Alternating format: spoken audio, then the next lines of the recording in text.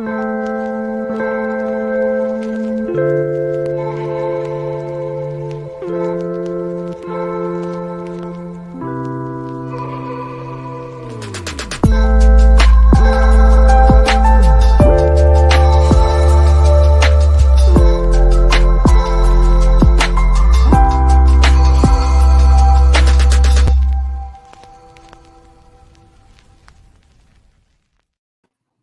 and welcome back to the How to Get an Analytics Job podcast. So I've got a seasoned data science veteran here, and we're going to be talking about the crossroads of pretty hardcore data science and kind of more advanced stuff and how it intersects with business strategy.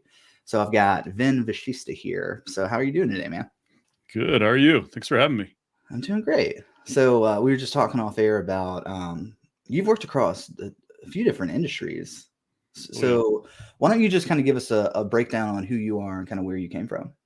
Oh, wow. Okay. So when you say seasoned, like, yeah, spicy, long, 25 years in technology overall. Started my first business when I was in college. So I'm old and been doing this for a very, very long time. 10 years in data science and machine learning, following it from BI analytics to where it is now. Worked with clients over the last 10 years, startups, Fortune 100 companies, mid-sized, just everything, finance, e-com, worked in manufacturing, supply chain.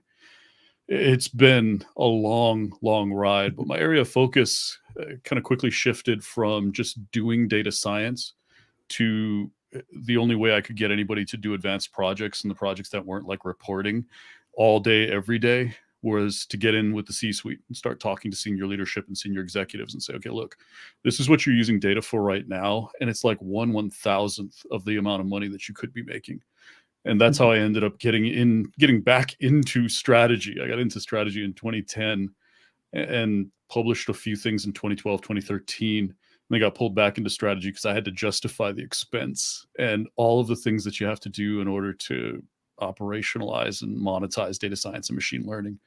And now my focus is really heavily on the behavioral side, decision-making side, starting to bring in causal methodology along with the deep learning side of our field, using the two together, more advanced applied research methodologies. And again, some of the highest value use cases that we have in our field are really around strategy and helping the C-suite to make better decisions, see further ahead, understand the opportunities, and transform the business to support data science and machine learning.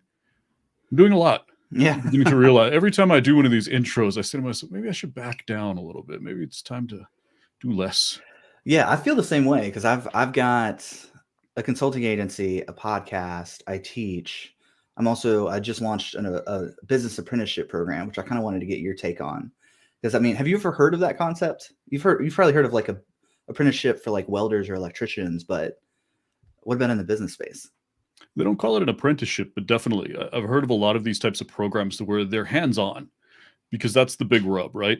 Mm-hmm. When you talk to people in the business who say, I'm looking for people with experience and with capabilities straight out of programs. I don't just want academia. I don't just want knowledge of, I want capability, capable of delivering, capable of creating. So I think what you're hitting on is exactly that. And there are other programs similar to it, few in data science, very, very few, really focusing on data analytics, data science, and machine learning is kind of combined with, and this is how you do it in the business. Right. Well, I mean, the theory or the play that I'm making is that, all right, so the huge companies, Facebook's, Meta's, whatever, are creating these kind of like real advanced applications. And then it's starting to trickle down to smaller size businesses, but they have no idea. So those like medium to small size businesses are wide open. So what I've realized is I can pitch one of their executives and say, hey, I can help you build out your first analytics project and start building out some infrastructure. And you don't even have to pay for it. I'll have the apprentices pay me to facilitate the program. So it's, I think it's a huge opportunity, and we're kind of in beta testing right now with the first cohort, but the students seem to be really into it because they're solving problems that are actually going to go to a company and be implemented. versus just, reading out of a book and here's the methodology. And also, what's your take on, because I know she got an MBA. So my MBA was very case studies based. What is your thought on like just studying case studies that have already happened? I have no idea why I got an MBA. I'll be honest. It had an econ focus, so it was more of a study of economics. Learned a lot of the math side of it, a lot of the actual hardcore. How do you do economics when you start getting into behavioral and psychological implications? That's how I got into neuroeconomics and behavioral economics, and got really heavy into decision support and doing all of the data science to help that side of the field. So my MBA experience was a little different because I pushed into a different direction. But yeah, the MBA side of it, I do not understand why I went to school and got an MBA anymore, because strategy is 100% not legacy. And I think if you look at, there was a hard line that analytics and BI really cut into strategy, where you have legacy strategy before it was data driven, analytics driven, and now model driven. And then everything else is after. So the case study approach to the MBA is great because you have digital metaphors and strategy metaphors throughout that. And so when I teach it, I use storytelling, I use case studies to explain how we as data scientists actually do this stuff. That's the important piece of an MBA now, is understanding how to use data, how to use models, how to create an evidentiary support for strategy so that you're not testing your strategy in production. That's what legacy strategy did. It used case studies. It said, this is how this company did it, or this is how that company did what you want to do. Therefore, do that. And then quickly transform. But by quickly, they meant yearly. Strategy moves and business moves way too fast. That doesn't work. Strategy Yeah. is now adaptive. It's data driven. It's model driven in many cases now. Companies are getting close. Like if you look at Facebook, Amazon, they look like they're beginning to get to a stage where they are deploying near dominant strategies. I think we're in a different place now when it comes to strategy. Yeah. So basically what you're saying for layman's terms, because I love how I feel like I'm just like right on the edge of like my understanding, because you have a very different vernacular than I do. So I feel like Sure. I put it into like layman's like work, like everyone can understand. So essentially, like if you're trying out a new strategy, you're talking about like beta testing. So instead of saying, all right, here's a model that worked in the past and we're going to try to use this, you say, oh wait, let's come up with a new idea. I mean, I'm doing this with the apprenticeship program, where it's like, I mean, it was really stressful though, because it started this year. I had one of my podcast fans reach out and said, hey, I will do anything to be able to work with you. And I was like, well, I've been kicking around this idea in my of putting out like this kind of new program. Would you want to be kind of customer number one for that? So then I had to figure out how to fill a cohort. So I wanted to put together a cohort of 4 people. Then I had to figure out, all right, well, is there even a demand for this? So I had to go reach out to my network, and I was building the supply and the demand simultaneously. And I mean, we've had 50 people apply. So I think that we're hitting on something that is kind of an in-between in the education space, because it seems like you have $50,000 college degree, or you have like a $9.99 Udemy course. This like in-between space is kind of uncharted. Like, there's some people dipping their toes. Like I know Maven Analytics is putting together like a boot camp. And I know the boot camps are just, it's like the Wild West right now. I mean, it's just, they vary widely in quality. So essentially what you're saying is they're coming up with an idea. Instead of checking in a year, you check in 6 weeks or 2 weeks, or, I mean, it depends on, I guess, how quickly you can get that signal, but you're testing and validating as you roll out the program. Well, what I do is for businesses. And so usually in mid-sized to large companies, Fortune 100 companies, some of these have never, and you don't know how many big companies that are over $1 billion that do not have a strategy function, where Really? what they build is just a list of tactics and goals. Here's what we want and here's what we're going to do, but there's no strategy connecting it. So there are companies out there calling tactics strategy. technology services providers and technology companies are very guilty of this. They'll say, well, we're going to pursue a cloud strategy, but their cloud strategy is hire cloud architects and buy into some sort of a cloud, create some sort of a cloud. And that's not a strategy. Those are all tactics. Data scientists do this too. You'll hear chief data officers, chief data scientists who are supposed to be speaking at a strategic level saying, okay, so we're going to hire data scientists. We're going to hire some data engineers and machine learning engineers. We're going to start rolling out projects for internal efficiency. But that's not a strategy. Those are all tactics. Why are you doing this? That's what's missing in businesses. There are even large Fortune 100 companies that are very, very capable strategy strategy functions within the company. They don't apply the same rigor to technology. Technology is driving strategy rather than strategy driving technology. Interesting. So you look at this and it's confusing to see how the company has survived and succeeded with strategy. However, when they look at data science, they say, but not here. No. We're gonna let the technology tell us what to do. And it doesn't make any sense. So when I talk to clients and I say, this is backwards, they go, yeah, you're right, it is. How'd it get this way? So do you have an example of, okay, first of all, I want you to break down the difference between tactics and strategy. So I was about to jump in. I want your go ahead. You first. Well, because I'm realizing that I think what I do essentially in my consulting agency is help. I'm trying to think all right, let me lay out what I do typically with Silvertone Analytics clients.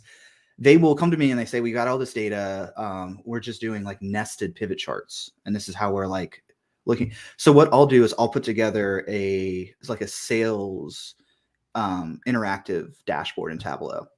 And then they'll see it. All of a sudden they realize, oh, wow, I have all this insight at my fingertips. And then they'll start iterating off of that. Is that just building out the sales dashboard? Is that just a tactic or is that a strategy? That's a tactic. So why are you building this? Why are you building the dashboard? That's the strategy. Why? Oh, okay. Never mind. Actually, we would start with a specific question. Like we want to reduce. Why that question? Why? Interesting. All right. So I'm in the learner seat here. Tell me how I can do better. So I don't know that you can. Sometimes you are stuck. And I have to say this. Your first few projects, the ones that build trust, that get buy-in, is what I talk about a lot in the class. You take what you can get. You don't start out with the Boston Consulting Group approach. You start out with whatever company you're working with, whatever allies and coalitions you can build, whatever evangelists you can get on your side, whatever teams you can get that realize, oh, this is valuable. And that's how I started my career in 2012. I was just pitching teams and they went to the one that said, yeah, I get it. So that's what you have to do. It's no different than what I was doing a decade ago when nobody knew what data science was. We're still kind of in that same state in many companies. But the best way to start is to start with the C-suite and to ask the big question, why? Why are we doing this? Because that's strategy. When you look at your business model explains why the company pursues the opportunities it does. Your operating model explains why the business creates value the way that it does. Your technology model explains why it uses technology. This is something that data science teams should be helping to create. Why data science? Why is data science better than an alternative for achieving a particular goal, moving a particular KPI, looking at an OKR, just whatever it is, wherever you start? Why are you doing it this way? Because if you start there, you can then talk to somebody in the C-suite and explain, this is why you should go this way. So here's the opportunity you want to pursue, or here's the KPI that you're looking for. Here's the free cash flow that you need. Here's the growth that your investors and shareholders expect. Tie it to something in the business and then explain why. Data science, why our technology, machine learning, deep learning, research, whatever it is that you're explaining the value of. Why? Why this instead of something else? Once you've been to speak that way, you can talk directly to the C-suite and they get it. Instead of they having to be convinced project by project. You don't have to build trust over the course of 2 years. You can do it over the course of a couple of months. Well, I will say that something that I think is kind of my secret weapon in this space is that I come from a sales background, so I really understand how to craft like a really compelling project. And I mean, a lot of it honestly is just getting them to engage and then see what they're resonating with, and then kind of build off of that. It's funny because we just I'm live streaming the apprenticeship program on Wednesday nights. Like, we're having an extra touch base meeting. And we had someone come in who like participated in the project, and then he pitched it to one of my friends who works at VF, for just pitching the project. And then like my biggest feedback for him was, you went through all the KPIs, the interactivity of the dashboard, the key insights, but you didn't check in with me. It was just like you went through everything. And granted, this is a live stream, and it's like he's probably a little bit nervous because there are people watching. But yeah, I think that a lot of people get hyper specific too quickly. Like, and you need to back it up and start because the C-suite, I mean, they speak in pretty basic vernacular.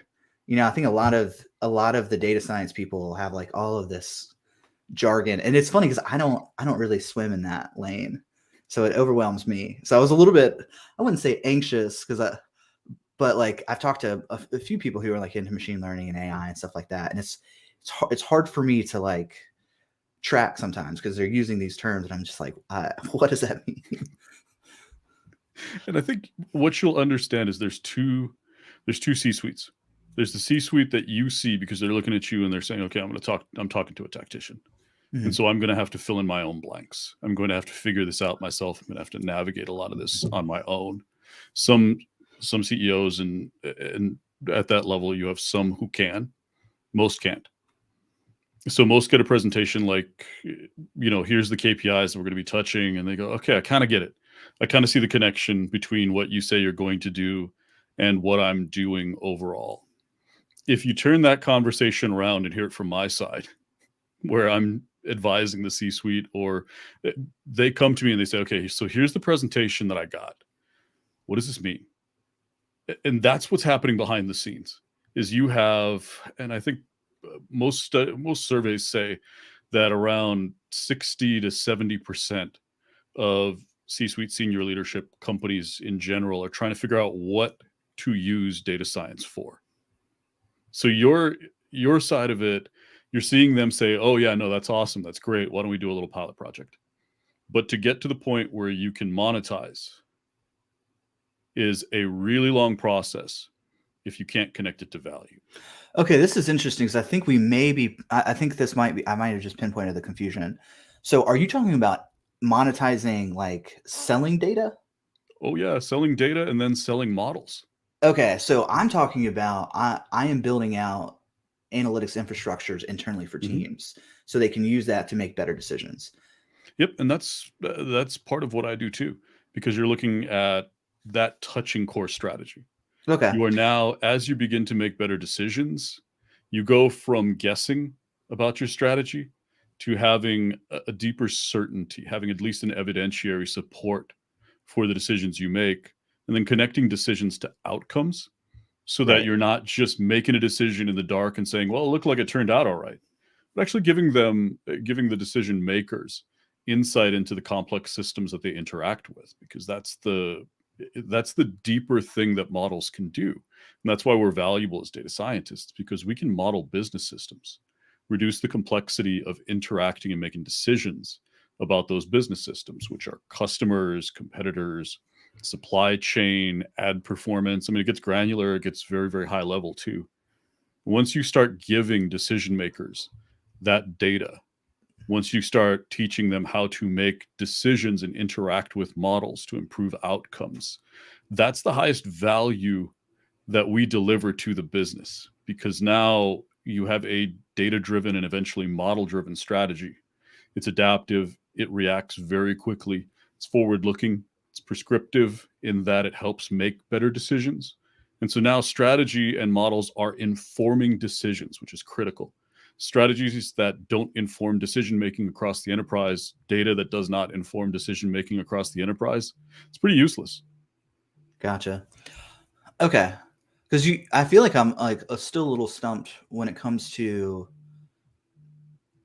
Let me see if I'm understanding this right. So building out the sales dashboard is a tactic, but using enabling the decision makers within an organization to use data to validate or lower uncertainty, is that the strategy there? That's a bigger strategy to say, Okay. I'm going to quantify what areas our decisions are high quality, resulting in outcomes that are optimal or near it, versus where are we lacking? Where do our decision making, can we add the most value? Where can Right. we, using data, using models, improve decisions? How much You of the know, business do we actually understand? And, that's another piece of what you do. Businesses don't generally understand how they operate.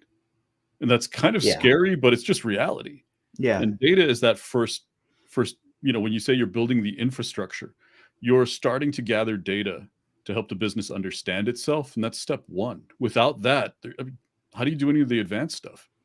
No, yeah. And the thing is, I don't know if any of these companies that I'm working, I did just sign my first $1 billion client, but everything, Yes. since then has been 250 million or less. Mhm. So I don't know if they're ever going to even get to that like data maturity model where they're using, algorithms or machine learning, maybe. But I think just having, so I've had one client in the manufacturing space where it's interesting. So we're getting back to the MBA. I turned my last MBA internship into my first consulting client, and they paid me on retainer for the past 5 years. Nice. So what I'm doing is I'm just managing their system in the back end, and then we've got like the kernel of that. Essentially, let me like kind of scope out the project. It was an internship designed for someone who's probably like a junior or a sophomore in undergrad, and they were Mhm. like, "We want you to pull the data from our ERP system and build out 2 line reviews." So I showed up to that interview with an alternate pitch. I said, "Hey, if you over this 3-month period, I can build you out some Tableau infrastructure that will scale this up to all of your assortments, and it'll be semi-automated. I'll have to update it, but from your end, the data will just be there whenever you need it for everything." So that was kind of I built that out over that 3-month period, and they just have paid me on retainer since then. And we've gotten into competitive intelligence, and then like just it started with that kernel, and it just kind of grew out. But it's interesting seeing. I know that they're using it because like sometimes, like, I don't know, I've been doing it for 5 years. There's been like 3 or 4 times where I was like late on updating it, and they're like, "Hey, we need this now." So they're actually using it to Yep. make their decisions, Mhm. and I think that's really powerful. But they had no idea. Hey, we have this capability, and we can use this technology to, well, with it's funny because we've actually got John Weininger here. So he's an analytics manager over at Home Depot. So he's like right in the space with my Yep. client. And Home Depot's doing way more advanced stuff than I mean, they're doing like, but it's Home Depot. I mean, they're Yeah, all exactly. across. What would you expect? So it is, the amount of opportunity that's out there is just wild. Because it sounds like you work with bigger organizations though. Yep. And that's, it's interesting. Everyone at the very beginning of this was a large company, $1 billion plus. And so the only clients really available who were doing more advanced work, that was it. So until about 2017, 2018, the only people interested in doing what I was talking about doing, actually implementing more complex models, monetization, where you're going from selling technology to selling data to selling models to actually selling inference. And so monetization is just a fancy word for selling and all of the stuff you have to do up front in order to actually do that. And those are all $1 billion plus companies. And so until 2017, all of my companies were either startups where I was doing advisory on how to build a machine learning product. They had a lot of great acronyms back then. We were making up terms to pitch investors. It was pretty amazing. But before, aside from that, it was all multi-billion dollar companies. And then 2017, 2018, it was like all of a sudden, everybody decided, okay, if we don't do this now, we're going out of business. We are Yeah. going to have somebody just come in and crush us. And I think there was just some sort of realization right around then. And then COVID hit, and then everything accelerated. Now it's just, I mean, everyone is looking for ways to grow, because easy growth's gone. As soon as the inflationary cycle started, easy growth disappeared. Now everything's difficult. So Yeah. companies used to be able to just kind of go on autopilot and revenue would grow, rising tide and all that. Now it's not like that anymore. And you're seeing, if you look at like the earnings this quarter, you're seeing companies, it doesn't matter if your earnings this quarter are awesome or not. If you guide lower, looking out to, 1 quarter, 1 year, if your guidance goes down, your stock gets crushed. I mean, there's companies losing 25, 30% right Yeah. after they release earnings. It's crazy. You guide down, you're done. I mean, it's like a death sentence now. And these companies now just across the board are saying, all right, so you're telling me I can grow, I can actually get some free cash flow within the next 2-3 quarters from machine learning. Okay, how? That's where we are right now. That's why the strategy side's so important, because, and it's that stat I threw out there, about 60% of companies are still trying to figure out how to use data science. The majority of initiatives are cost savings initiatives. But if you look at the companies that are succeeding with data science and machine learning, it's the ones who are now producing, who are now monetizing and generating new revenue streams. And there are companies that are, I think it's something like 30 or 40% of companies now are making at least at least 5 or 10% of their revenue from machine learning, from data science and machine learning products or features. And so it's something, I think it's something like 10 or 20 that's making over 10% of their revenue with that. But there's at least 40% that are making, I think it's 5% of their revenue. And it's getting to the point where you either are, and you're generating new opportunities and free cash flow from machine learning based products, or you're facing sort of this cliff where you're going to get crushed at some point because you're challenged to find new opportunities for growth and you're not maturing fast enough. At a point very soon, probably within the next 18 months, the businesses who haven't made that move, haven't made the transition, they're going to start dying off. I call this the great machine learning die-off. It's going to be to the point where companies who have made the change are so far ahead that there is no catching up. That is fascinating. And because we talked about that a little bit in my MBA program, about just like competitive advantage and first mover advantage. Because it's Dr. Hall from High Point University, who I taught there last year, said competitive advantages of yesterday become the things that put you out of business if you don't have it. Yes. Like you've got to adapt. Which is fascinating. All right, we've been neglecting our chat, so let me pull in some of these chats. Let's go to it. So Dustin, welcome. Inkar, I say we've already pulled in John, and it's funny because I've got linked up, pulled over on my second screen. John's sending me messages, and I can see him popping up. So John Wendinger is a data science manager over at Home Depot, and he's been in that manager position for 7 months. He said everything Vin is saying demonstrates years of experience and likely mastery in his domain. It's funny, he's seen me read it and typing it out. Thank you. Typing out more. And then Matt Bratton is a VP over in California. So he does he's an analytics VP for a software company. So we've got an interesting group of people. Kind of it's funny because I think having you on has weeded in kind of the more senior people to where I think a lot of the like early stage people who are looking to get into this might be a little bit intimidated, but you're putting together content for people trying to break into this space. I wish I had one of my apprentices on, because it's a fascinating story. He's kind of case study one for the apprenticeship program. He's a probation officer up in Arlington, Virginia, and he literally said he got punched in the face the other day. Whoa! Yeah. Okay. So, different life experiences than I'm having right now. Well, what's fascinating is that he's never really touched anything. Like he's working double time. He's probably studying 2 or 3 hours a day to get caught up with the rest of the cohort. But I'm just watching him just like, I mean, he's hungry. And I think the people that I'm going to be targeting are people who are trying to transition. So they've gotten out of college. Because I think most people in college right now are kind of slumbering their way through it. And I can say that teaching across 2 different universities, it's, I don't know why we like baby our youth. College has like become like early adult daycare almost. And I don't think it's their fault either. It seems like academia has done this to itself. That's really and then they blame the kids.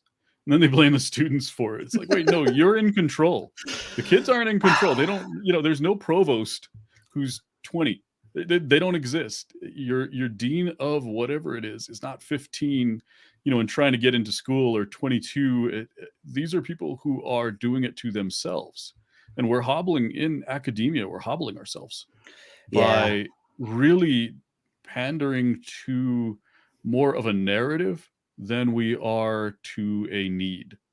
And so I don't think as much of this babying is due to students or due to what students want. Because when I talk to people who have just graduated, they are hungry, they are ambitious, they are intelligent, but they're looking for a different type of relationship with work.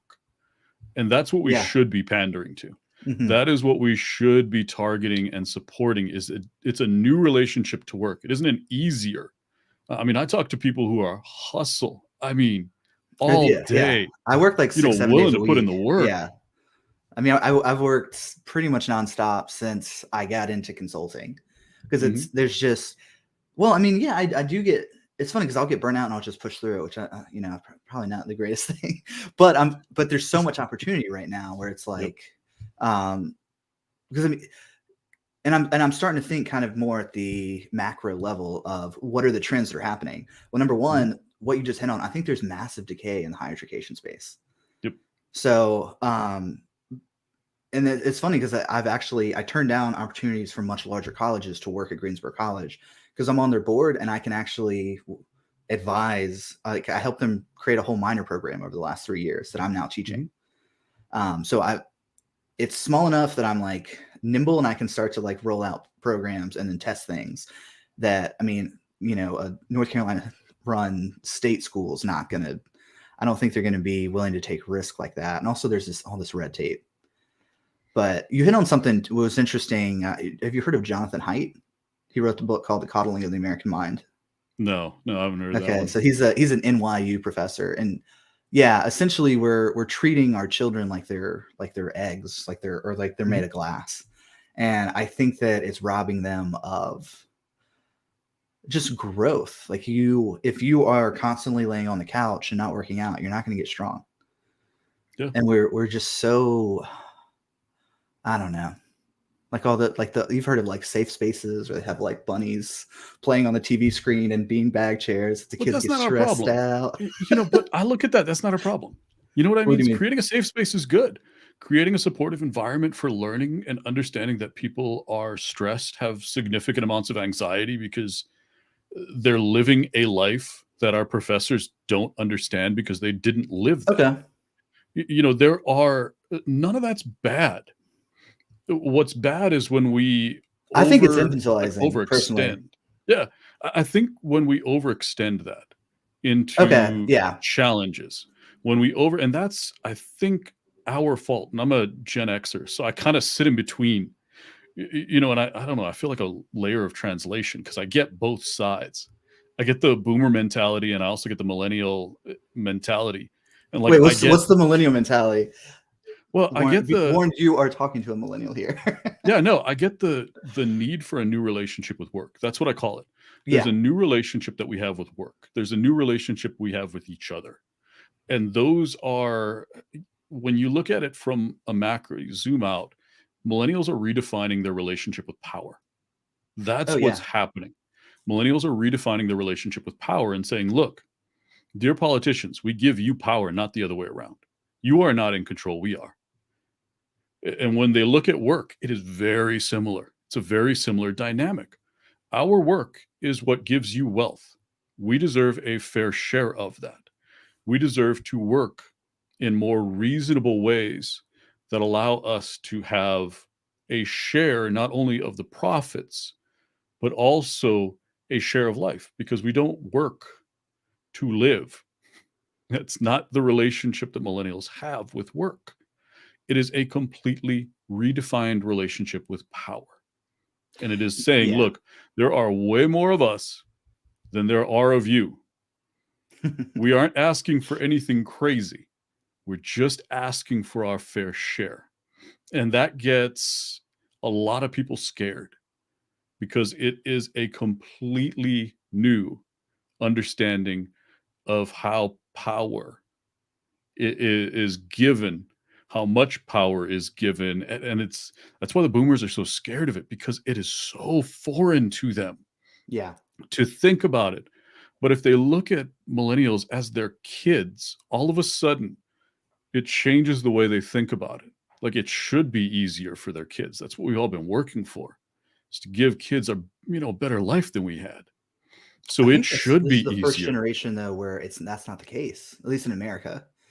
Well, I think when you personalize the message, it is. When you get out of the echo chamber, you talk to people one on one, and you say, "Look, this is the next generation of Americans. It should get easier. It shouldn't get harder.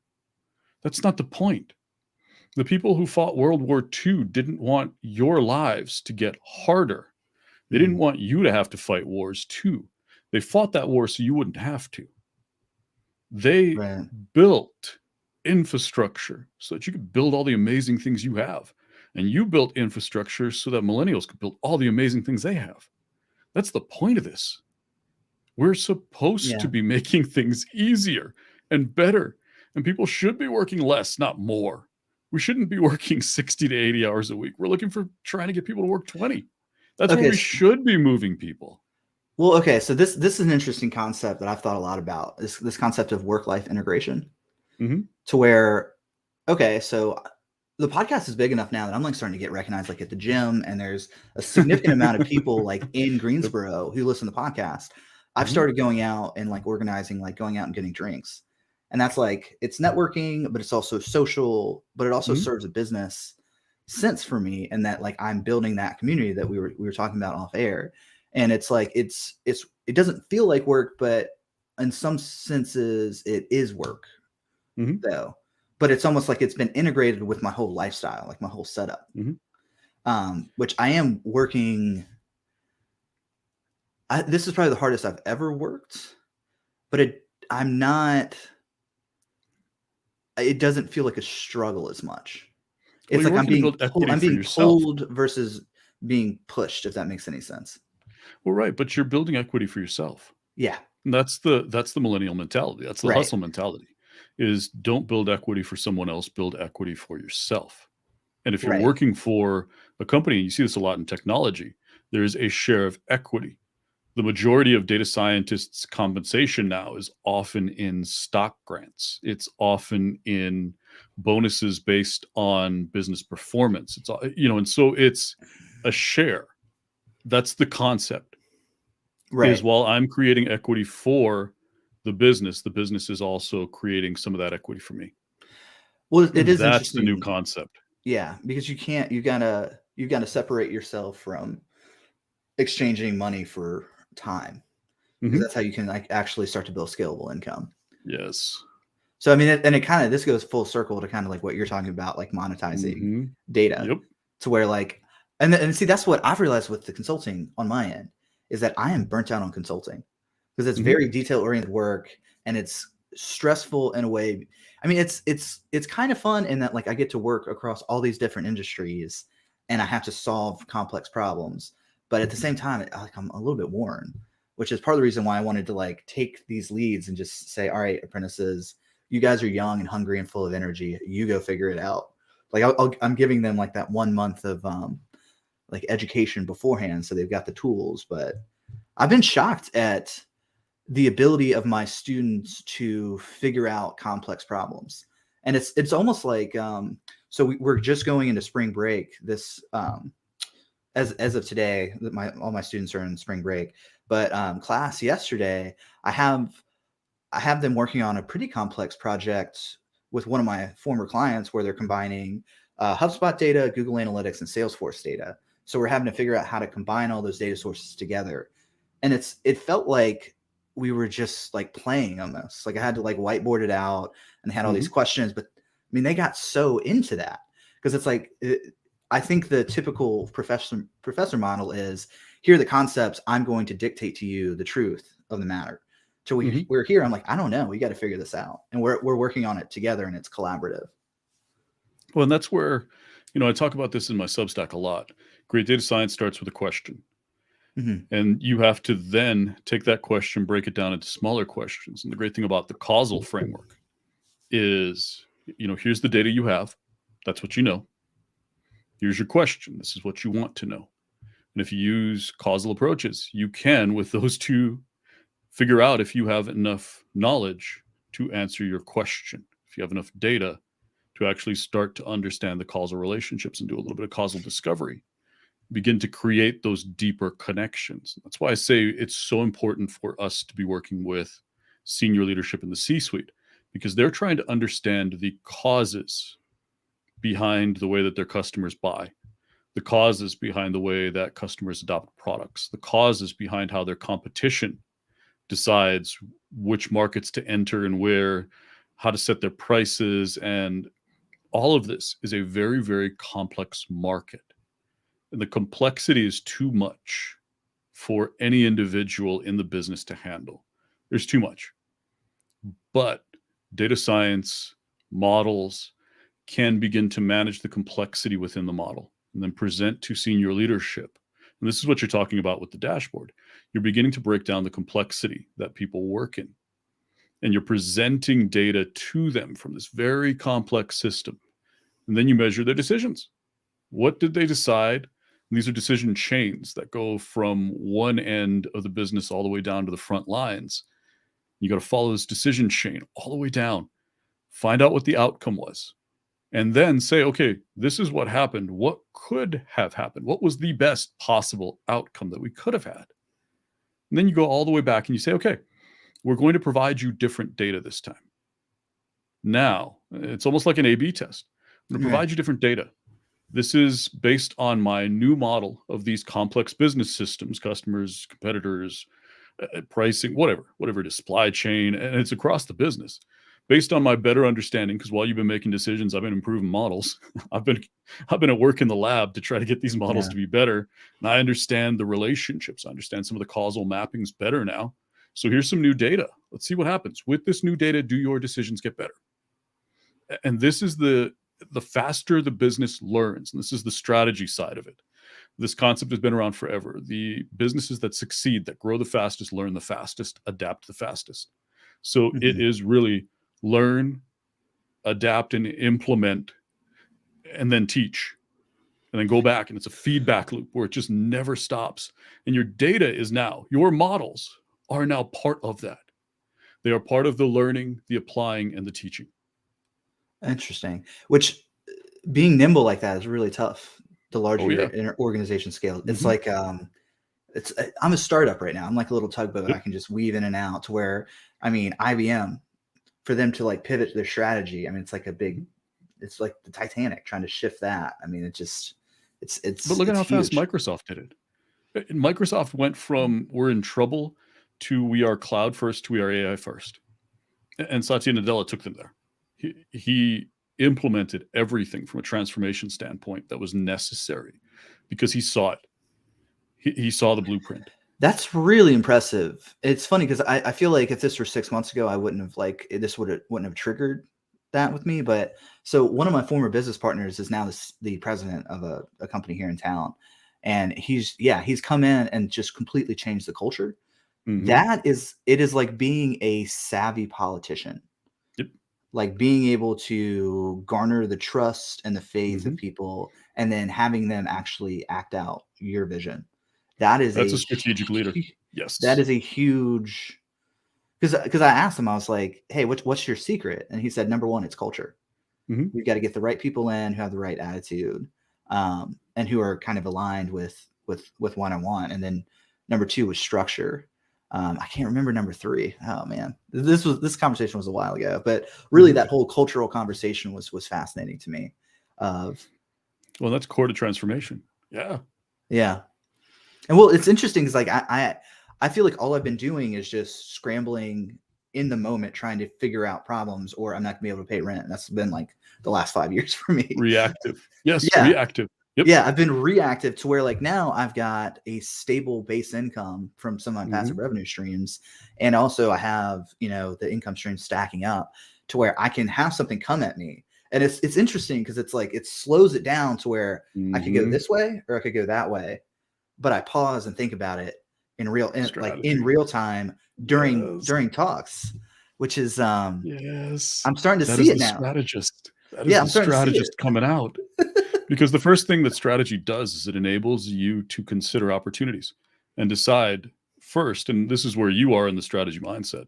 You've gone from it's right in front of me, therefore it is right for me, to it's right in front of me. Now I'm going to evaluate the opportunities that are coming to me. I'm going to look at them and say, what is the best opportunity? The next thing you're going to do is say, okay, I've got an evaluation framework now. I'm looking at my personal strengths and weaknesses. And every time I see a strength, that tells me that these are the opportunities that are best aligned with my strengths. And these opportunities are actually aligned with weaknesses. So I shouldn't do these. I shouldn't go after these. Then you begin to look at threats, because once you have money, you have to be concerned with not losing it. And this is a business cycle. Now you have to look, your weaknesses create threats. How do you create mitigation strategies? And so now you're looking at opportunities that are presented to you. You're looking at threats that suddenly become apparent to you and understanding their connection to weaknesses. And now you have a bit of a way to create a strategy and SWOT: strengths, weaknesses, opportunities, threats. It's old framework that you can use. I remember it. And what's coming up next Yeah. is you are going to start creating opportunities for yourself. And you're going to use data because you understand this. You're going to use data to find opportunities that are not obvious. And then you're going to start using data to create strategies to figure out how exactly you should go after those opportunities. Not just how could you, how should you? What are the best ways for you to go after it? What are your best operating models? How can you best align value creation, your value stream, with those opportunities that you want to create for yourself? Well, And okay. then, I think you're there. I think we're getting Then you're high there. level. Yeah. Yep. We're getting high level. I can actually kind of like I'm open to like kind of talking about it explicitly, like where I'm at, to where the specific conversation I was having was with, so I reached out to a former client of mine who's a CFO, and he introduced me to a company. It's not a company, it's a collective of fractional CFOs in town. So there are 15 of them, and they've got 100 businesses between them that they all advise. So right now I'm trying to figure out how can I get access to those 100 businesses. So I've met with 2 of the 15, and I was at lunch with one of the CFOs last week, and they are in the position where they might hire their first analyst. And he asked me a specific question, and I remember thinking like it's almost like time slowed down. I was like, do I want to try to pitch him, hey, let's do let me try to place one of my analysts in your company for a revenue split, or do I want to charge you a maintenance fee to manage your analytics once the apprentices have built it out? So it's like, So I'm going to back you up and pretend I'm advising one of my startups. Okay. So why didn't you know that going in that question was coming up? No, I did. Right, but why weren't you prepared? If time slowed down and you weren't, and you I was didn't prepared. know, I thought about it. No, but you were thinking about it in the time, not advanced. You should have already been there. Oh, no. Okay. So I was like, here are the 2 options. I need to figure out what is a better fit for them. And right, it's but why didn't you know? Why didn't you know going in? Because we had just had like an email exchange. Right, but you know the company, right? You know which company it was. Yeah, but and you understand competitive intelligence. You know how to do that background research, right? That's interesting. I don't think I'm like well versed in that. Like how would Yeah. kind of competitive intelligence, what would that look like? You would have, so you can do some research and you can look at the company from a few different dimensions, depending upon whether it's public company, private company. What do they publish externally? What information is out there about them? What can you learn about where they're going right now? And look at the available sources of data. This is what we do. Mhm. And that's what kind of helped me understand the power of data, is because I came into strategy from the competitive intelligence, competitive analysis perspective. And it's all about finding data sources. It's all about finding that gold. And I talked about this on a different show, where there was Walmart is going into figuring out how to monetize ad revenue. They're looking for growth, and one of the opportunities they've identified is by leveraging ads. And Amazon's been really successful with this. I think they make over 30 billion a year now working with ads. And now Walmart's trying to get from 5 billion to, but the Are you talking way about that buying ads or selling ads? selling ads. Oh, on their, like, you go to walmart.com? Yep. Interesting. Huh. And so they are now, that's a new monetization strategy. Right. So, and they're monetizing their platform in a new way.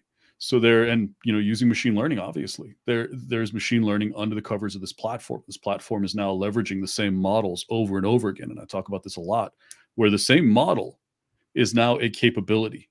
And that capability can be monetized in different ways. And they realize that their models can also serve ads on their platform. So they can monetize this model in a new way. Mhm. And the way that the community found out about that is they were looking at their job postings, and all of a sudden they started hiring a whole lot of people with backgrounds in ads, from analytics, data science, but also people who had experience from other companies selling ads on their platform and building out this side of the business. And that was competitive intelligence. If you have access to data, you can understand your customers before you have that meeting. And that's what I've been really successful with as far as pitching large companies. And I say this now, and it's kind of one of my competitive advantages is, yeah, you can send me the background information. I already have it. You wouldn't want to hire me if I didn't already know what you needed, because you're Yeah. hiring me to answer questions you don't know how to ask yet. You That's an don't know to ask the yeah. question yet. So I better know what you need before I show up in that first meeting, or you're hiring the wrong person. And so Yeah. that's where, if I was advising you as a startup advisor, a startup founder, I'd say, why didn't you know? Why didn't you walk into that meeting more prepared? Because that's what your clients are going to start to expect. You have Yeah. the data. You tell them that you can predict things. How could you not predict how that meeting went, or how this basic opportunity was going to present itself to you?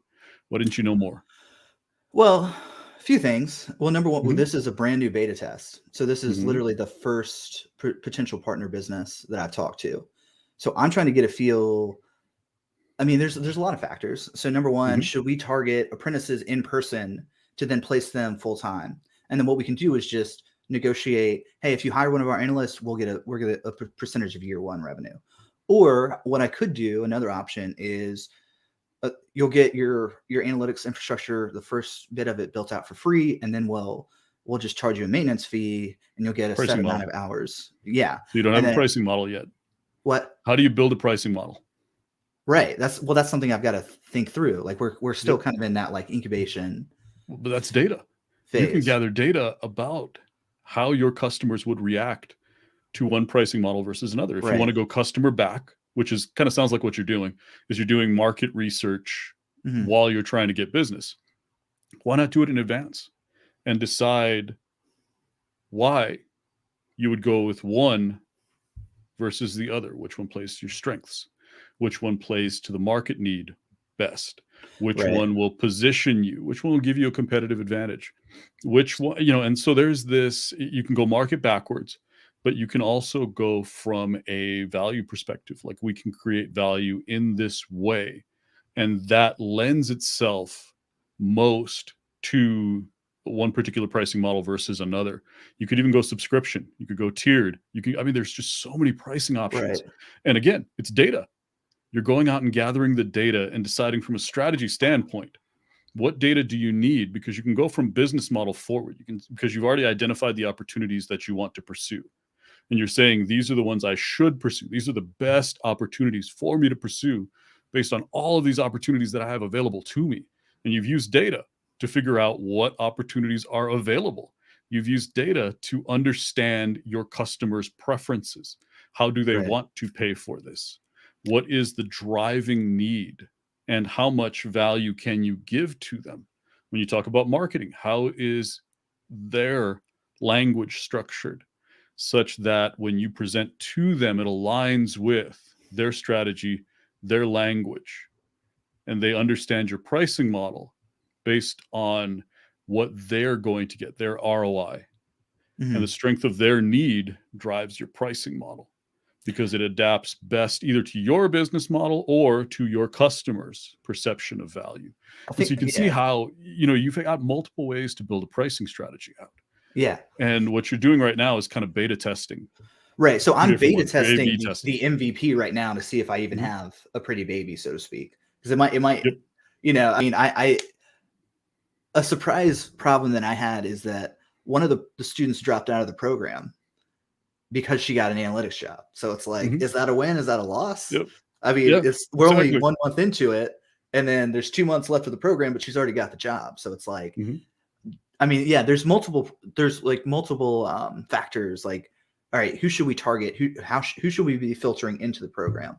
Because we've got two who are really strong right now, who are kind of that transitioner demographic where they're in their mid 20s, they've hit a plateau in their job and realize, like, I call it the quarter life crisis. Mhm. They've gotten out of Yep. college, they've woken up from that slumber, and Mhm. they've landed themselves in a job that is underpaying them and it's just not engaging. So we're Yep. giving them an option to potentially make a whole lot more money and actually use their brain Mhm. and enjoy the work that they're doing. So that's kind of the supply there. Um, it's interesting about that point about you said tiered pricing, because Mhm. within that CFO collective, they have a very wide range of clients, all the way up from like 250 million. I think the client I talked to was 50 million in revenue. So I don't think they're going to be able to afford a $2,500 a month retainer fee. So now you So have to figure out how to yeah, service that market. You got a right. TAM, total addressable market, SAM, your sample addressable market, and SOM, your sample optimal market. I'm messing that last one up. Always do. But you're looking at your segmentations now. And this is, again, we're back to data. This is what Right, we do right. for companies is you're trying to get an idea of your segmentation, but you're Mhm. doing it on the fly. And this Yeah. is why, and you can hear kind of I'm speaking a different language to you. I'm speaking to you from like a different place of strategy where I'm giving you startup, So yeah, like I'm in the startup VC type phase, advice. which is different than probably your well, do you get paid for that, or is that just like Oh yeah, volunteer? Okay. no, yep, yeah, oh yeah. Come on, free? No, I charge you free there. Ah, gotcha. Well, I mean, but Yeah, I, there's I guess monetization across the board. Yeah, are these like are they post are they funded?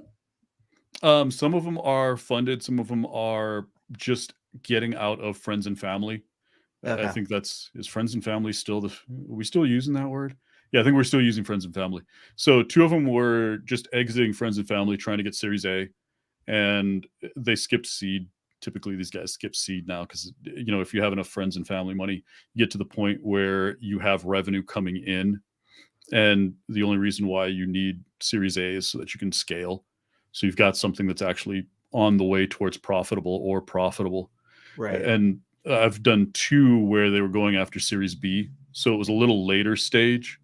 And they were companies that were going from, a more traditional SaaS product to a machine learning. And so they were doing a really early pivot, but they saw opportunity in the marketplace to jump ahead of some of their larger competitors.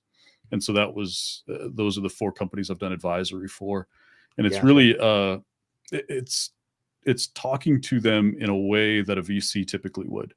And so instead of them going into a VC meeting and getting shot down because they don't have everything in a row, they get to talk to me once or twice a week, and I shoot them down when they're not losing any cash over it.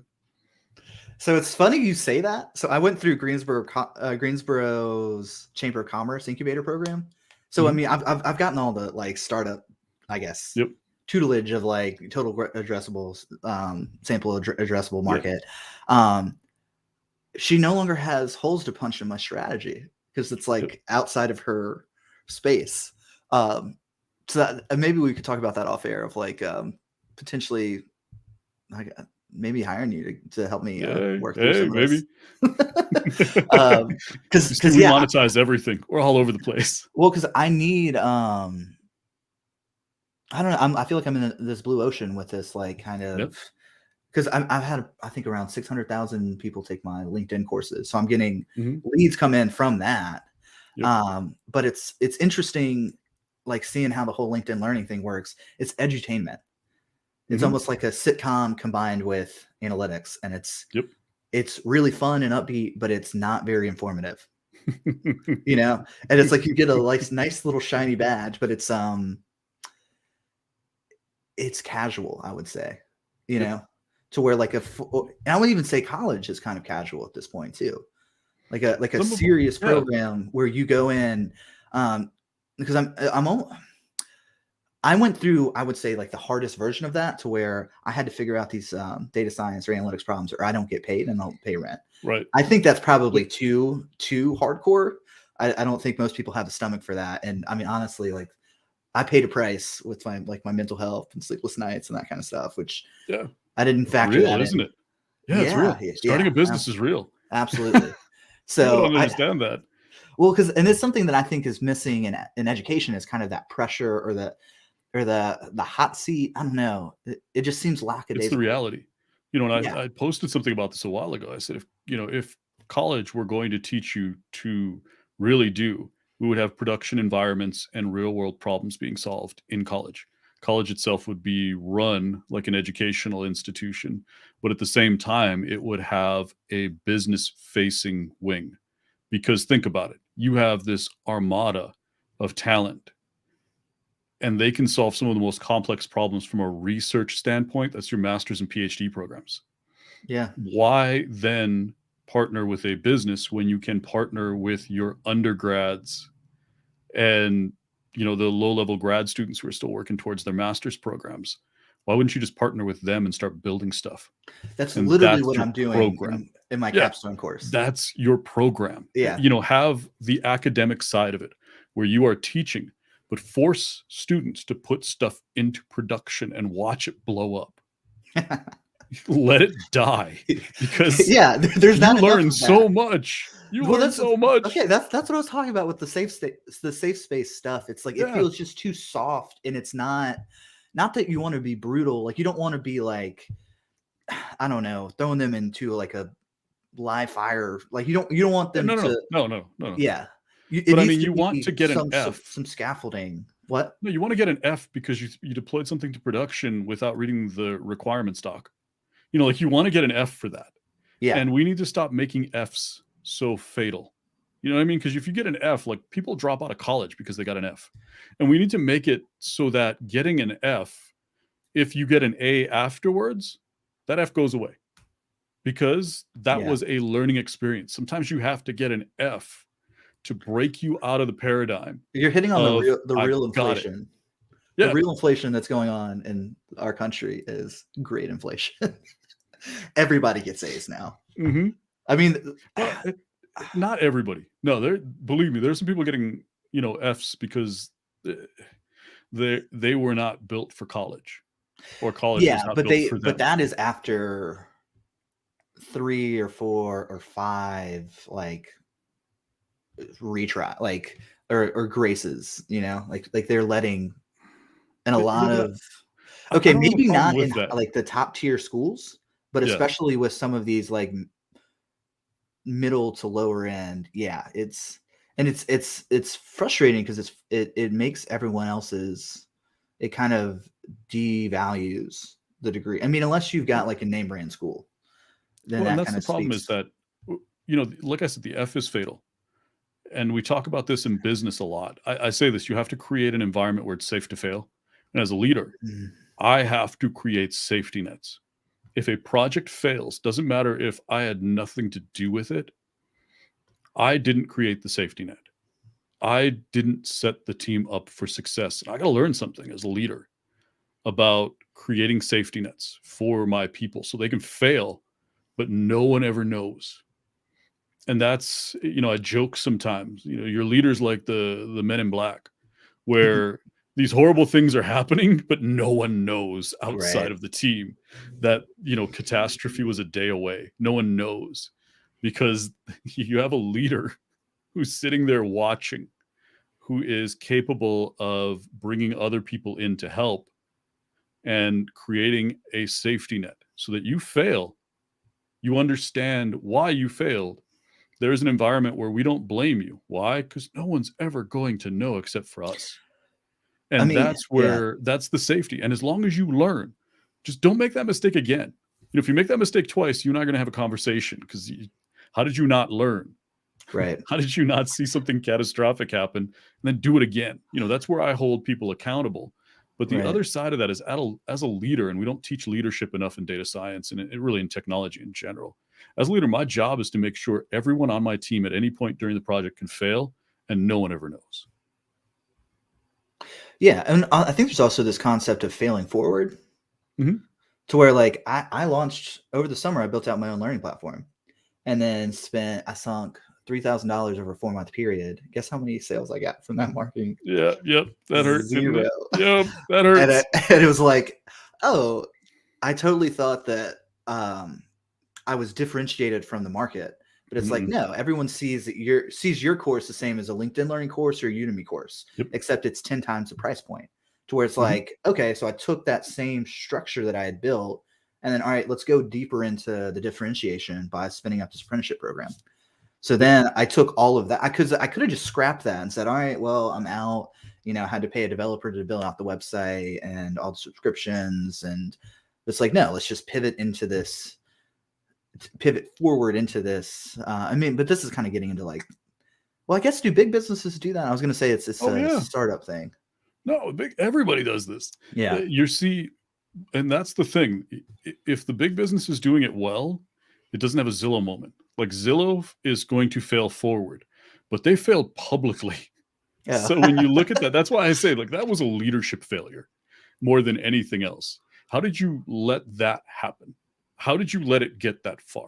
And that's why I say we have a leadership problem often because failing forward is normal. We call that iterating. And Right. inside Right. of a business, adaptability is, it's that learning and adaptability. Mistakes will be made, but you need to quickly learn from them. And that mistake can't be fatal to the person who makes it, but also to the business. And so leadership has to be there to create the safety nets to make sure that a failure is not fatal and it never goes Zillow. Like it shouldn't go public. Mhm. Peloton was the same thing. How in the heck did somebody, at a newspaper figure this out? How did that get out? That you were cutting production, you were shutting down production lines. How did that get leaked? And how did you let it get to that point in the first place? So you look at failures of leadership, and that's why startups feel so different from bigger businesses. They're not. Everyone learns the same types of lessons until they integrate data more intelligently, Yeah. until you start doing more of the predictive, where you model what's probably going to happen and you are monitoring closely so that failures are found immediately, maybe a week or 2 weeks after they become sort of apparent in the data. And you can quickly pivot because you have information, you have predictive models that are going to help you say, okay, so that was option A, here's option B, here's option C, and here's option D. And we Yeah. think this is what's going to happen if we do each one of these three options.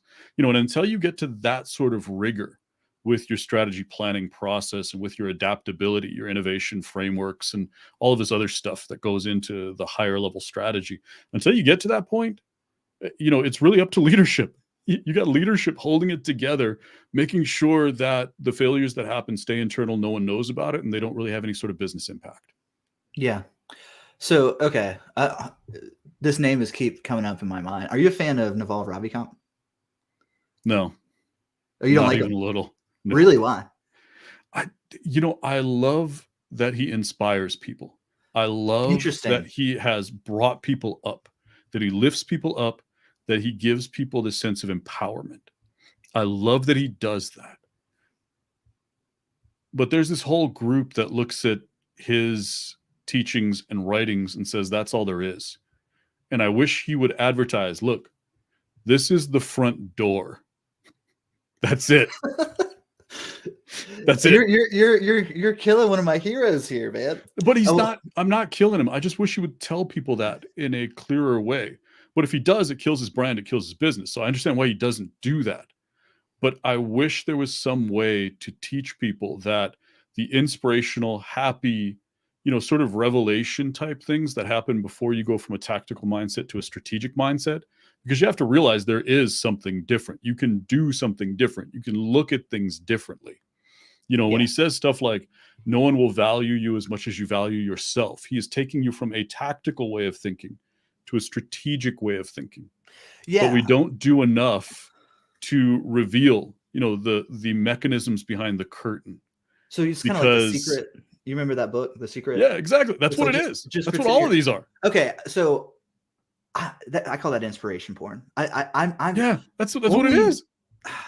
This is inflammatory to say. I feel like only losers need inspiration porn. I don't need that. What I think is interesting about him, the two things are coming to mind. So one he said is like, you don't want to put all your money on black, which is what you're talking about in terms of like, because then you're all in and it's either success or failure. But if you put in, a portion of that, you can iterate and pivot forward, which has actually been really useful for me and has informed kind of how I'm approaching this. And then also too, from the education front, he coined this term specific knowledge, which I think is really interesting. Yeah. But he's getting you thinking. These are tidbits. These are sparks. And this is Rita Gunther McGrath does these, innovation sparks and thought sparks. But she advertises it nicely. And she says, here, I'm going to get you thinking. Right. And that's what she does. She says, look, come, tune in. It's across all these different platforms. And she says, I'm going to spark your thinking. And she advertises, this is the front door. This is where it starts, not where it ends. I want to spark your thinking. I want to change the way you think. I want to give you the insights that I have that allow me to do what I do. And that's a lot of, I follow her greatly. That's a lot of what I want to do. Is I want to give people, especially on podcasts like this, Rita Gunther McGrath. Oh man, how do you? Gunther. If you Google "Seeing Around Corners," that's her latest book. Seeing Around Corners. Cool. Because I'm all into like, oh, cool. Yeah, she is the one who basically, when I said there's a hard line between legacy strategy and modern strategy. Yeah, she saw it.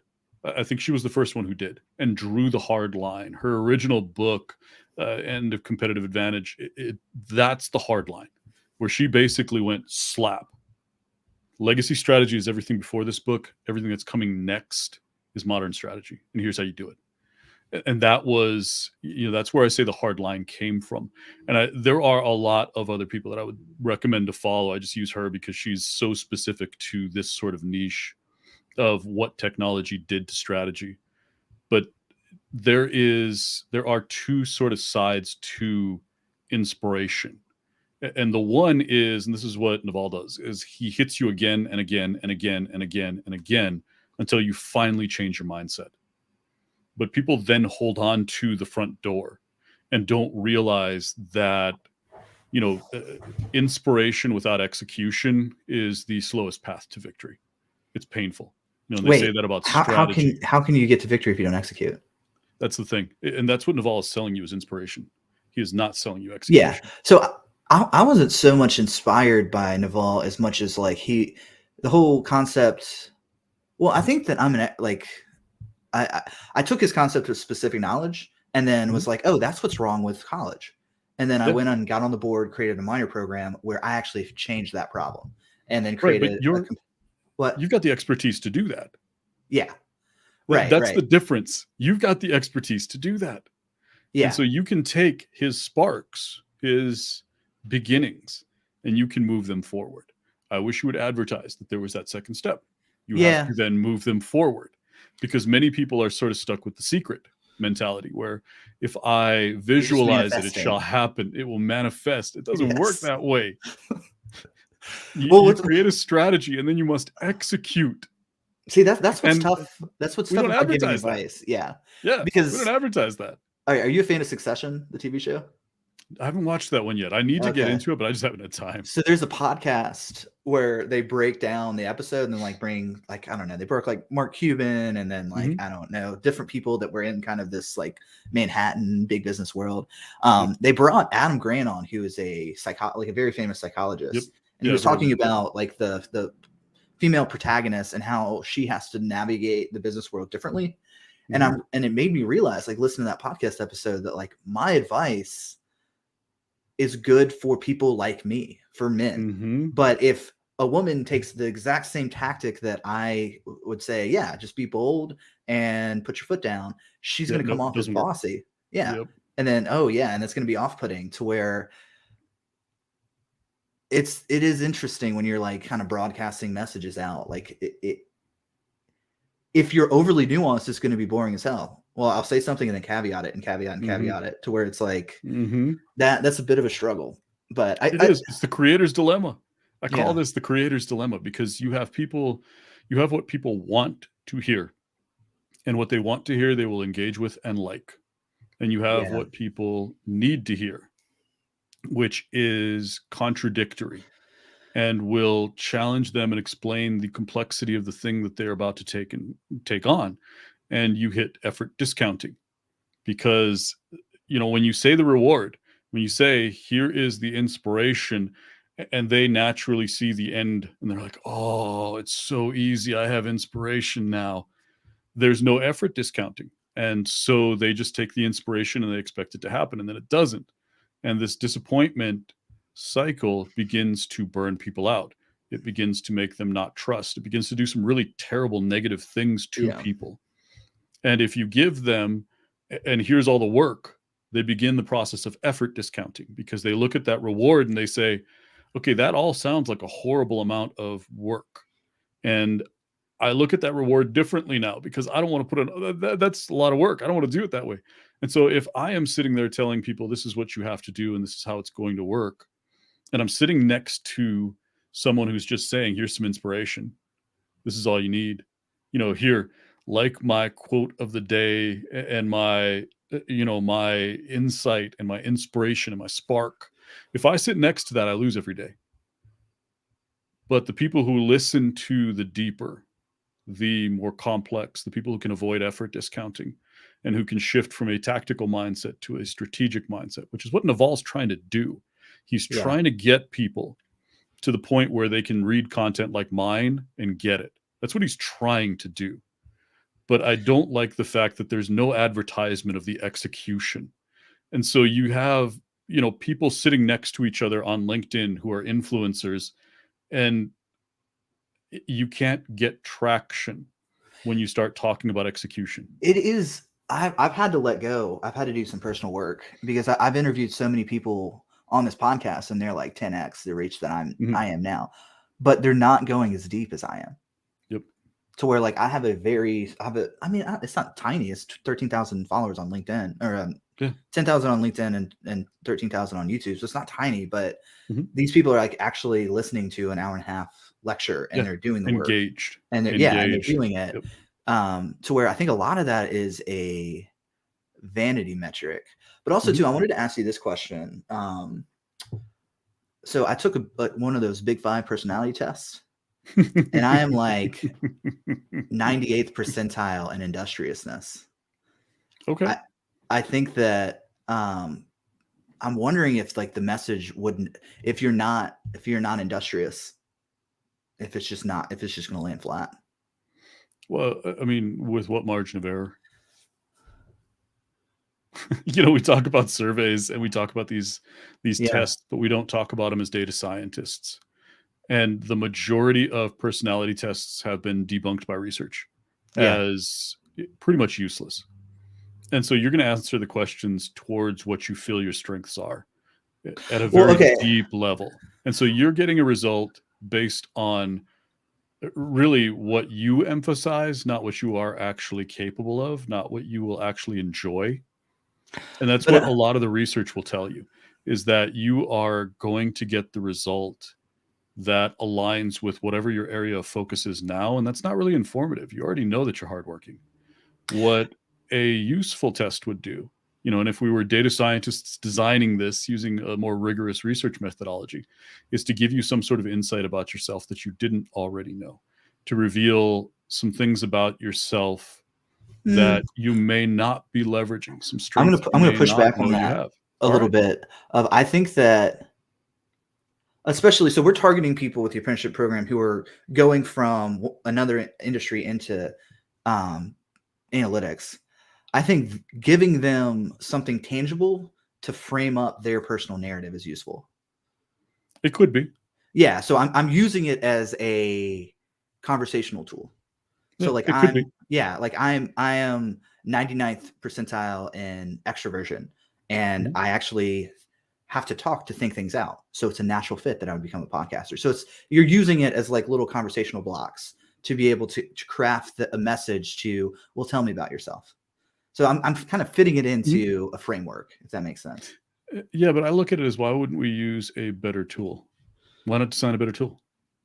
Do you have any I'm open to if you have any recommendations on that. Well, and that's where I'm going with this, is let's design better tools, because Okay. we don't. The research tells us the tools that we have are bad. And I talk about this a lot in hiring. The research tells Yeah. us that the tools we have are bad because we focus on short-term metrics. We focus on Right. short-term measures of success. But if you hire strategically, you can use data to understand exactly what you need today, because you have to hire for the short term. If you don't finish the project that's due in 6 months, it doesn't matter what you do in 2 years. You might not have a But company. so Yeah. yeah, exactly. So you have to execute in the short term, Mhm. but you also have to have a company in 2 years. And if you aren't hiring people and taking intelligent risks on people who develop into your superstars in 2 years and 4 years and 5 years, then you are surviving 6 months to die 2 years later. And so there is an importance of creating new frameworks Mhm. for hiring. And when you talk about personality tests, let's look more at the causal features around how we make decisions, how we discount the effort, and that's that term, effort discounting. How do we decide to do the work? Neuroeconomics has the lofty goal of truly trying to find the causal structures in the brain, which is way over my head, of all of these things that we do, of what you're talking about, of choosing, because your ability to control your effort discounting is high.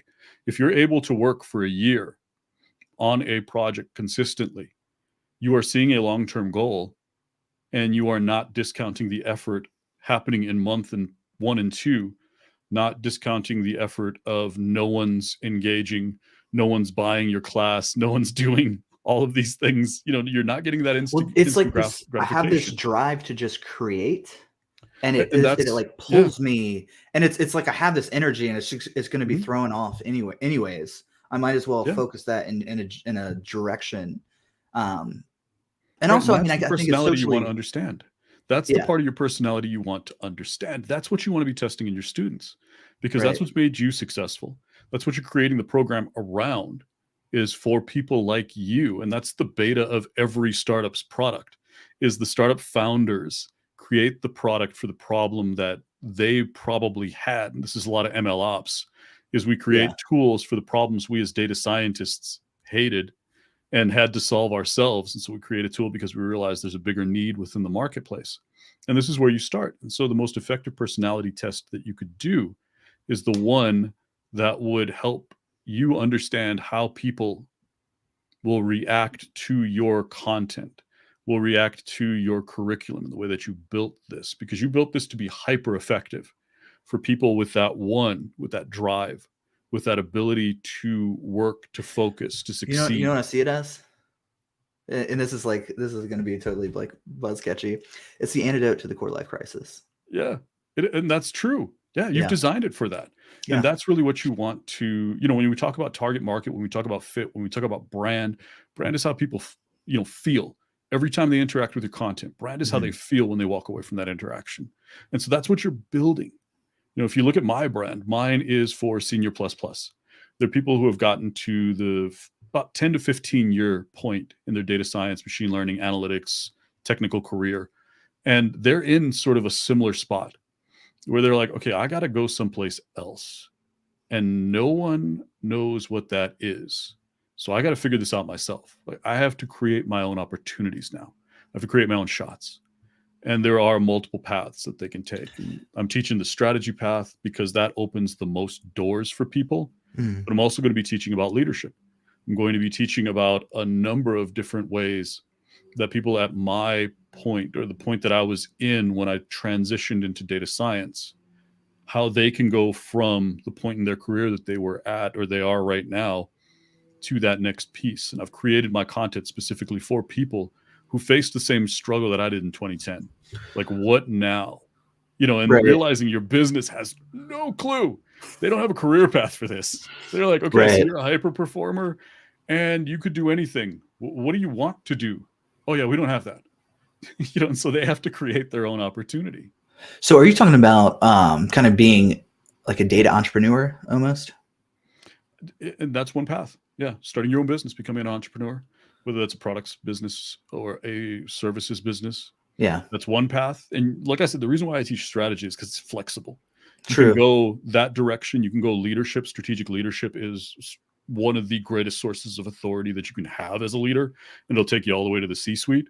And the data scientist strategist is that path right there, is an emerging role that every single business needs. And so you can go in that direction as well and have a very successful career that also ends up in the C-suite or ends up running your own business. And so that's the, when you talk about entrepreneurship, this is, this generation is generation hustle. It's generation entrepreneur.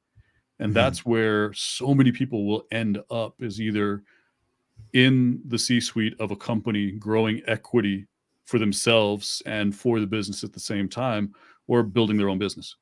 Yeah. I've pretty much accepted that I'm unemployable. I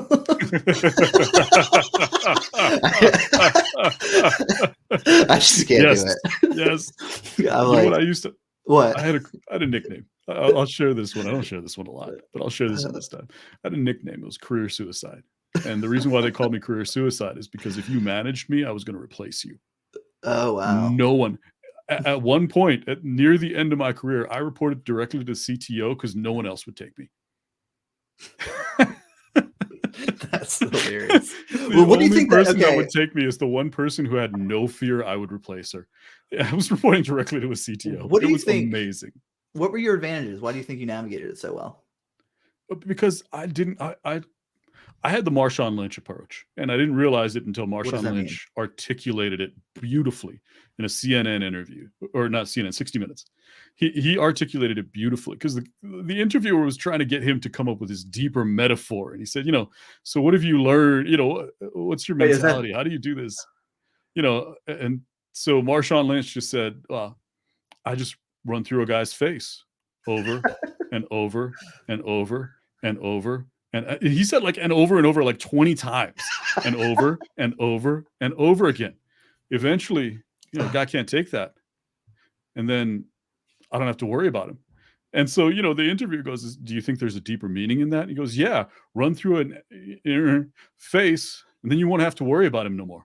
I mean, that was my mentality. Like, if I hit this problem again and again and again and again and again, I will succeed where other people won't, because they can't handle that. If you fail 15 times, you give up. I don't care. Fail 16, I don't care. I know where I'm going. And that's the strategic mindset, is I look at that goal that's 2 years down the road, that's 5 years down the road. And I understand this obstacle right here is keeping me from that thing that I want. And it's dead. I don't care what it is. I will run through it because it's in the way of this thing at the end of the road. And if you think about your life that way, if you take the Navalnisms and you connect it to Marshawn Lynch, that's the hybrid, that's the perfect mentality. Is I see it from a strategic standpoint, and I 100% am willing to run through this thing. And the great thing about data science, this is why I fell in love with data science, is because you can, using data, iterate faster, so that I don't have to fail as many times before I figure it out. And that's really what I fell in love with data on, is I got to understand why people make the decisions that they do, which I'm all about that. But at the same time, I don't have to fail as many times because I have this sort of oracle that gives me at least a good starting point, and then a way to do a post-mortem and understand, why did I fail? So that the next time I'm not just running through this thing exactly the same way and through brute force and sheer determination. Now there's some intelligence behind it. Now there's some actionable information behind it. Like when I evaluate engagement metrics on LinkedIn, or when I look at the way that my students are performing, how fast are they progressing through my class? What sections are they going through multiple times? Those are probably places where there's confusion. Mhm. Who's struggling the most? Because that's the person I need to reach out to. They can teach me the most about Right, how to right. improve my class. It's just real simple data that I can go through and talk directly to two people. And I did this a couple of years, 3 weeks ago now, but yeah, I talked to two people who'd taken my strategy for data scientist class. And I said, I see you struggling and iterating. What's wrong? And now I have like 4 videos to reshoot. Yeah. And because they had the expert information I needed, because they were experiencing the most pain, they were willing to share their feedback with me and allowed me to fix it. And So, data is beautiful because it does stuff like that for you. so yeah, Where that's instead like, of pulling everybody and trying to take an average, I just pull the 2 smartest people for the particular yeah. problem, and I immediately learn. Well, it's that new modern strategy where you can go Yeah, in, and it's almost like you're flipping, instead of this is a problem, this is an opportunity for growth yeah, or exactly. shoring up, or yeah. Yep. That was a powerful kind of reframe in my mind. It's like there is no losing, there is just winning Mhm. and learning. Yeah. And it's really the ability to improve. Like if you yeah, you can learn and then give up. And that's what I see a lot of people do, is they learn and that learning discourages them because Yeah. they feel like they don't have a way to grow. There is no better for them. They are as smart now as they will ever be. But if you adopt more of a growth mindset, you look at the problem and say, okay, I will face this problem again, and I will face it with a greater capability because I failed this time. I am now smarter. I You got have more information. you have mental models too. I feel Yeah. like I've developed a whole repertoire of different Mhm. mental models over the last 7 years. And think about how this is data science. This is a machine learning workflow. This is it. When you talk about what we're doing, we used to have to use heuristics. That was all we used to have. Was we looked at the information that was given to us and we made the best guess we could. We measured the outcomes that we could, which were always short term, and we fixed what we could as fast as we could. And it was ugly, it was imperfect, it was painful more times than not to make any sort of progress. We had to relearn the same lesson over and over again because we didn't understand. It just looked a little different. We didn't understand it was exactly the same as something that we'd figured out before. But now we have this tool. We have analytics and models. Analytics gets you started on that data driven path, and models help you to now look forward and create Mhm. some sort of evidentiary support for what you are going to decide to do next as an individual, as a business. When you start looking at the majority of problems being a machine learning workflow, it shifts the way that it shifts your relationship with data, and not just as a business, but as an individual, because you, with access to data as an individual, can optimize your life. And that's the crazy thing, is we as data scientists look at it as, oh, this only works for somebody else. But then when you realize that, like, the power for you is tremendous, the amount of benefit that you can gather from just starting to accumulate data about how you lose weight, how you gain muscle, what are your optimal workouts that avoid injury? How does your diet profile change over time to optimize whatever it is that you want? If you want Thor's abs, use data, because that's how Yeah. you get there. Don't use trial and error and heuristics. Use data, Well, and it's okay. everything. It's an interesting point that you're hitting on. Is I've started re-listening to James Clear's Atomic Habits while I'm working out, Yep. um, and I think that actually might be a really good analogy. Or there's a snippet that I just listened to this week, the difference between tactics and strategies. hmm So if you're trying to quit smoking, hmm seeing a cigarette and deciding not to smoke it is a tactic, but Mhm. identifying as a non-smoker is the strategy. Yep. And I the thought that was so fascinating of just you have an identity shift and then Mhm. you shift the identity and then the behavioral patterns and habits form around that. And this is business transformation 101. Microsoft went from a software company to a cloud company.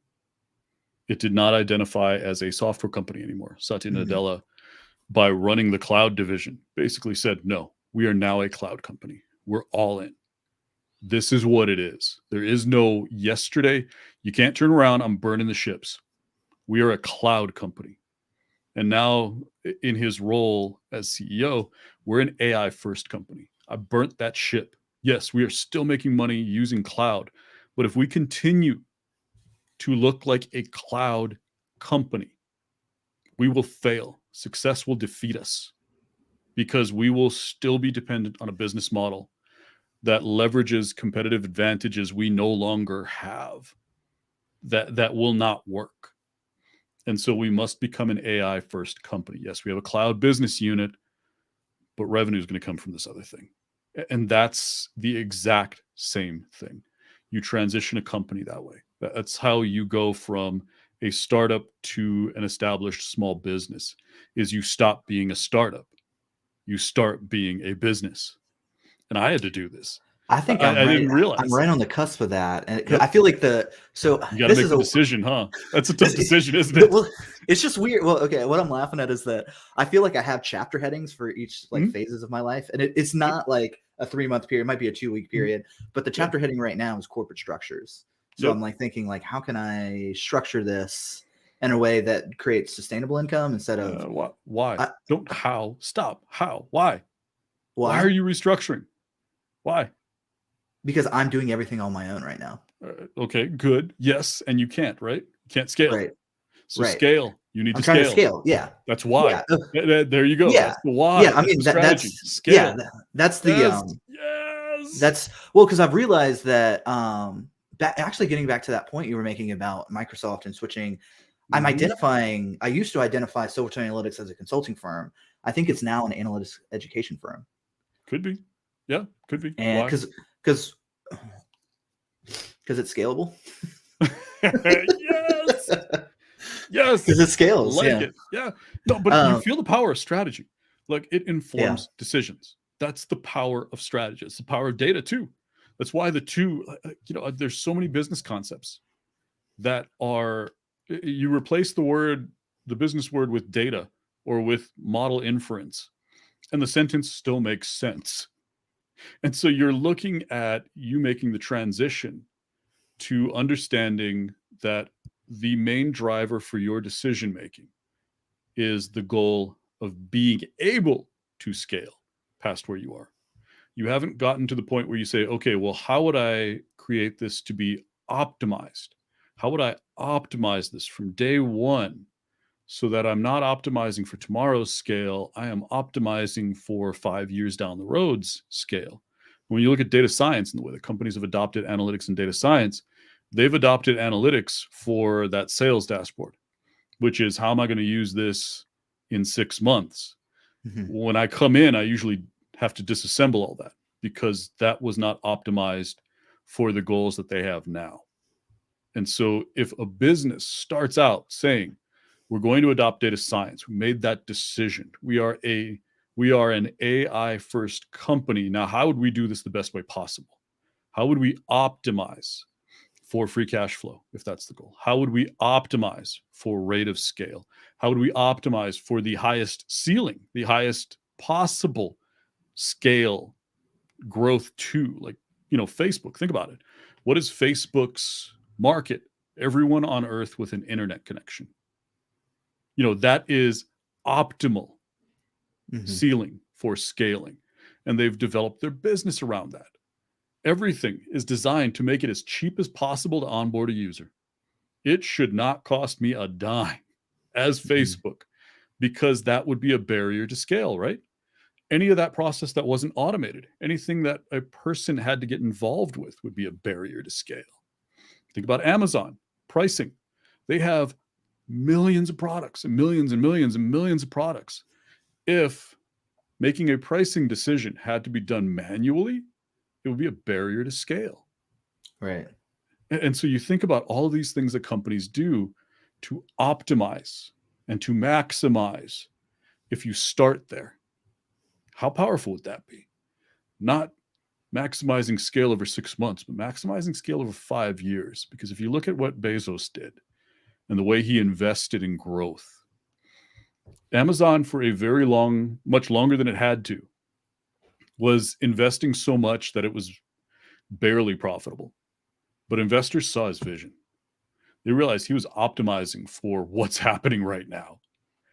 And you see the power of that sort of dominant strategy thinking. Man, And you using just gave me a just Naval Ravikant inspiration moment. yeah. Because But do I you think see how there's like I think I'm there's like there real right now. steps? Yeah. Yeah, there's real steps behind it though. You know, and that's the power of combining your strategy and implementation, because you're now Yeah. thinking about, this is what I would do. You know, because I gave you the cool like realization. I gave you the Navalism of, and I'm doing this to sell my class. You know, this is exactly what I'm doing. Like, here's Naval, take my class. Yeah. You know, and so that's the piece I Also, wish the we class put link together. is in the description of the YouTube and LinkedIn videos if you guys want to go check it Thank out. you. Thank you. Appreciate that. Well, I feel like this has been like a data science therapy session for me. You know, and that's what it really is. Once you start looking long term, you begin to sort of unburden yourself. And that's the power of this kind of mindset shift, is you begin to leave the unnecessary stuff behind. Yeah. I do feel like over the last 3 months, the chaos has maintained the same level, but my like internal noise has gone down. And it's like, it's weird because it's like things are coming at me and they just aren't landing like they would. I mean, there was a period 3 years ago where like, I mean, I lost 2 clients and I was like in like this pain. I mean, it was like a whole month of just me in like free fall, I felt like. Yeah. Oh yeah. And I That'll was happen just again. well, it's just the timeline got super condensed to where it's like, I need to fix this now. I have cash flow issues now. To where Hard this to be is strategic when you got to eat a peanut butter jelly sandwich. You know, it's real hard to be strategic when you got rent due. Well, I don't know if I'm ever going to get back to that point, because I don't think like getting back to that, I'm not going to put it all on black. I have enough of a momentum. I have enough momentum now. Granted, there could be some external force that wipes me out. I mean, that's always a possibility. I want to just let you know it will. It's What? coming. Well, it's just going to wipe me out. Oh yeah, your next downturn. It's coming fast. Yeah. And that's the thing, is you're going to, as you grow, face increasing competition. Right now, you are succeeding sort of unintentionally because you don't have other big players that are turning on you and saying, okay, I see the opportunity you do, and I'm going to leverage that same opportunity to grow my business, which is much larger, can invest much heavier than you can. And I'm going to now compete head to head with you. And for me, that realization happened when I started running into big 5 consulting companies. And they looked at the space that I was in and said, oh, wow, that's really lucrative. Mine. And so I had to go 12 ugly rounds with some very large consulting firms. And I learned a lot of hard lessons. When you compete intentionally with companies that large, like, it gets real fast. You know, the Ferris Bueller, life comes at you pretty fast. Yeah, it really does. Yeah. When you're competing with massive companies. And that's your next, that's going to be the next crisis for you, is when you get hit by somebody you were not ready for. If you think about bigger companies that are all of a sudden competing with Google, Google just shows up one day and says, yeah, I do that. And they have to figure it out. Walmart had to figure out Amazon. Wait, wait, what? What do you mean they're taking what a lot of it? Wait, we're losing. Wait, well, hold on. I mean, that's the life comes at you pretty fast.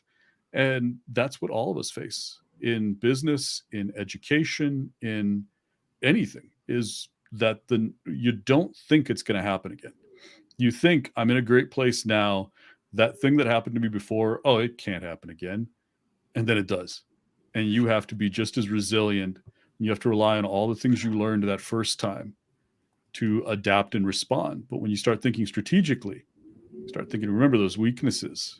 What are your weaknesses? What threats do those weaknesses create? How do you use data to find your weaknesses? How do you use data to identify the threats created by those weaknesses? How do you use data to decide how to mitigate those threats? How do you, competitive intelligence, who's coming after you soon? Who are you competing with that you don't know you're competing with right now? Interesting. And that is when you look at it from a 1-year perspective or a 6 months perspective, you don't think about those things. But as businesses grow, as they get larger, as data science becomes more relevant, as businesses become more reliant on data science for revenue and for cost savings, and to see around corners, to see threats coming and opportunities coming, you begin to have a longer term view because you have the luxury of it. Data is saving you today. The revenue streams that you have today are saving you and funding growth, but it has to be efficient growth. You have to find ways using data science to position yourself as a group as being more efficient at generating growth and at protecting margins. And that's the challenge. It's interesting because I'm like, you have the impulse to be like, no, I have barriers of competition. But I think I'll mull that over in my head. Yeah, but if Stanford decided to do what you do tomorrow, how would you fight them? If Coursera or edX, they're really not a threat to me in my local Greensboro market. I don't think so. Well, what if they could come in? What if they decide don't have the that's a relationships. growth? How fast do you think Stanford could build a relationship? Hi, my name's Stanford. Maybe. You know what I mean? Okay, so I went through my MBA program, and it was I did my capstone course with Hanesbrand, which was cool because it was a name brand company, but it was a professor who just handed us off to someone there, to where I have relationships with these companies, and I know specifically what they need, and I'm getting into a position of advisor for them, and then pairing them with getting them essentially free analytics work. Yeah, but what if I said, hi, my name is Ryan. I'm from Stanford. I can do exactly the same thing, and I can do it for less because I have economies of scale. So I'm going to. What do you mean there is no less? They're not paying for it. No, I can do this for less. I can give you some sort of incentivization. I can do this for less. Believe me, just because you're not charging them doesn't mean that you are not monetizing them. And they understand that. So what if I could do this for less? What if I could do a different type of monetization with potentially you? I do think that the higher education space is trying to get into where I'm at. But think about the threat of that. And maybe you do have a competitive advantage. Maybe you do have a legitimate barrier to entry, but you have to scenario plan like that. You have to think about what happens if Stanford shows up tomorrow and starts talking to the same people that I've built a relationship with and says, hi, my name is Ryan from Stanford, and I am going to bring the Stanford name.